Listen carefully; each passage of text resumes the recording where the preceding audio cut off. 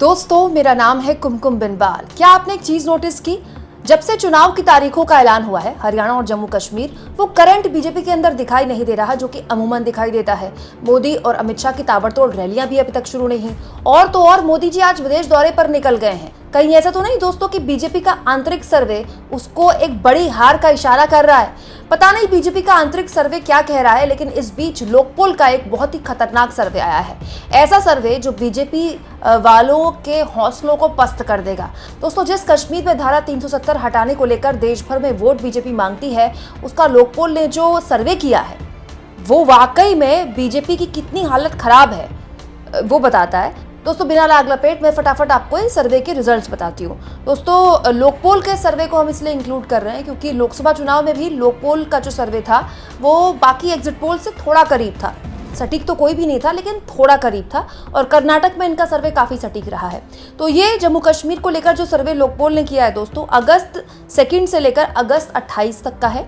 Sample size 22,500 का है। और इसमें साफ तौर पर अगर मैं कहूं तो बीजेपी की बहुत ही जबरदस्त तरीके से हार दिखाई दी है। दोस्तों, इस सर्वे में बताया गया है कि नेशनल कॉन्फ्रेंस, कांग्रेस, JKNPP और CPIM का जो गठबंधन है उसको मिलेंगे 40% से 42% वोट शेयर और करीब करीब 51 से 56 सीटें।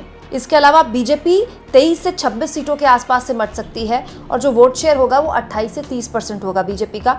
PDP तीसरे नंबर की पार्टी बन सकती है 18 से 20% के वोट शेयर के साथ। 4 से 8 सीटें उसे मिल सकती हैं। अदर्स, जो कि एक बहुत ही महत्वपूर्ण भूमिका में है, उनको 10 से 13% का वोट शेयर मिल सकता है और 3 से 7 सीटें उन्हें भी मिल सकती हैं। तो कुल जमा बात यहाँ पर अगर हम कहें तो जम्मू कश्मीर में एक दर्दनाक हार के तौर पर, जी हाँ, दर्दनाक हार के तौर पर ये चुनाव बीजेपी के लिए साबित हो रहा है। और कुछ एक इम्पॉर्टेंट एस्पेक्ट्स भी या कुछ इम्पॉर्टेंट फाइंडिंग्स भी इस सर्वे में लोकपोल ने जारी किया दोस्तों, क्योंकि उन्होंने सर्वे किया है तो उन्होंने ये स्टडी किया होगा सर्वे के दौरान।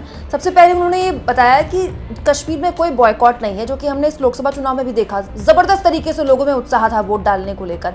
लंबी लंबी लाइनें देश के बाकी हिस्सों की तरह कश्मीर में भी लगी थी। तो लोग चुनाव के लिए तैयार है, लोग चाहते हैं कि चुनाव हो और वो वोट डालें। कोई बॉयकॉट का कोई असर नहीं है, ना ही बॉयकॉट है।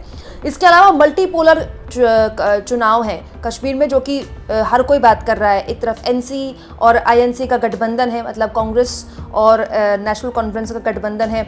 इसके अलावा PDP है, अपनी पार्टी है, अवामी इत्तेहाद पार्टी है, पीपल्स कॉन्फ्रेंस है। ऐसी बहुत सी अलग अलग फोर्सेस हैं जो कि कश्मीर में काम कर रही हैं।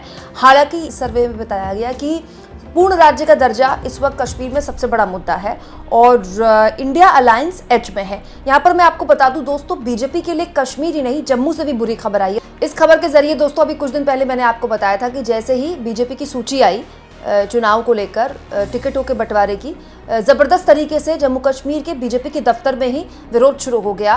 तो बीजेपी को पूरी की पूरी उम्मीद जो है वो जम्मू रीजन से है, क्योंकि जम्मू हिंदू बाहुल्य है और कश्मीर मुस्लिम बाहुल्य। लेकिन ऐसा कहना कि जम्मू में कांग्रेस या इंडिया गठबंधन का कोई जनाधार ही नहीं है, ये भी गलत होगा।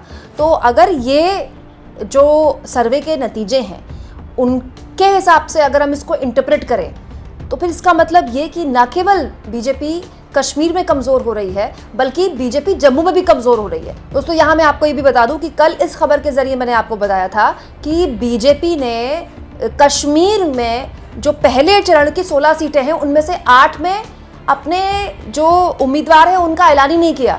मतलब बीजेपी पहले चरण की 8 सीटों पर तो बिना चुनाव हुए, वोटिंग हुए हार मान चुकी है। कैंडिडेट तक नहीं उतार रही है कश्मीर में बीजेपी। लेकिन क्या जम्मू में भी ऐसी स्थिति हो सकती है बीजेपी की?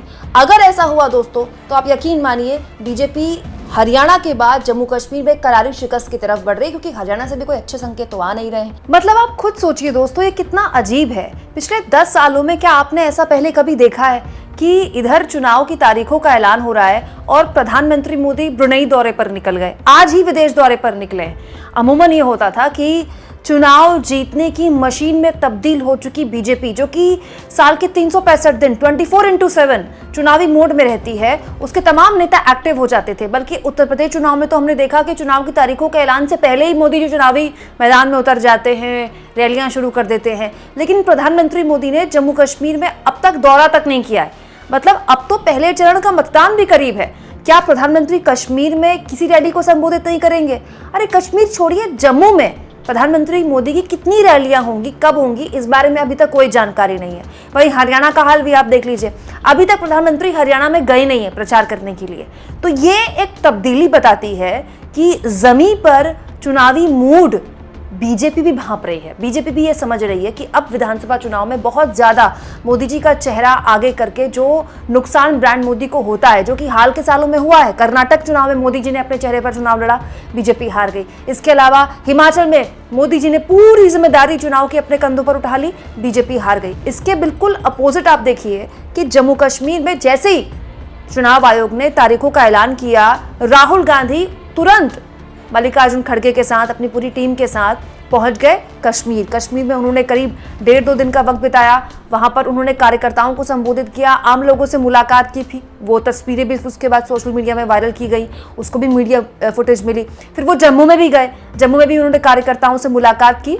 और उसके तुरंत बाद जो सबसे इंपॉर्टेंट एस्पेक्ट था कश्मीर की राजनीति में, नेशनल कॉन्फ्रेंस और कांग्रेस का गठबंधन हो जाना, ये अपने आप में कांग्रेस को और इंडिया गठबंधन को एज में ले आया। वहीं दूसरी ओर हरियाणा में भी आप देख लीजिए, ताबड़तोड़ बैठकें हो रही हैं। और हरियाणा में तो खैर कांग्रेस एज में है ही। हरियाणा में तो दबी जुबान भाजपाई भी स्वीकार कर रहे हैं कि इस बार उनकी हालत बहुत खराब है। बीजेपी के तो कई मौजूदा मंत्रियों के भी टिकट काटे गए हैं। बीजेपी के हरियाणा के प्रदेश अध्यक्ष तक चुनाव नहीं लड़ रहे हैं। तो आप सोचिए दोनों में कितना फर्क है। और ये फर्क दोस्तों रातों रात नहीं आया है, धीरे धीरे आप देखिए ब्रांड मोदी विधानसभा चुनाव में कमजोर हुआ है। इसको इस बार के हरियाणा और जम्मू कश्मीर इलेक्शंस के चुनावी तारीखों के ऐलान के बाद मोदी जी का निष्क्रिय होना बताता है। दोस्तों ऐसा नहीं है कि मोदी जी जम्मू कश्मीर नहीं जाएंगे प्रचार के लिए, बिल्कुल जाएंगे।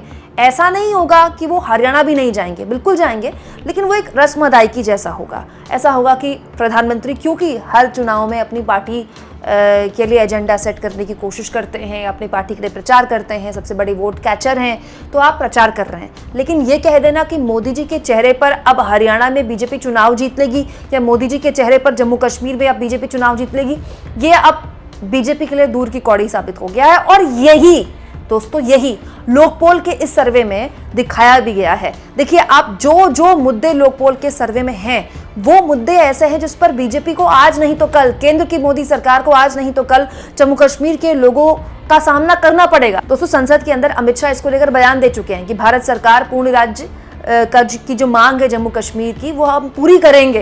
तो आज नहीं तो कल तो भारत सरकार को ये मांग पूरी करनी पड़ेगी।